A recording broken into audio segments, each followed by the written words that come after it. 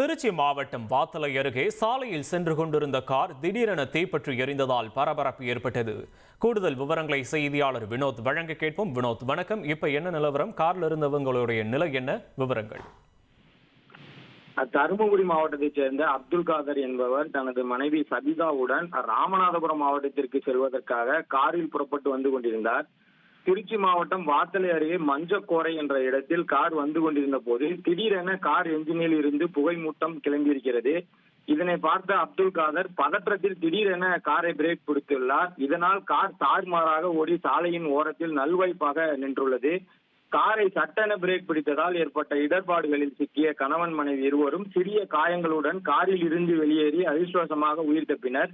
பின்னர் சிறிது நேரத்தில் கார் என்ஜினில் தீ பிடித்ததுடன் அந்த தீயானது மலமளவென பரவி கார் முற்றிலும் தீப்பற்றி எரிய தொடங்கியது.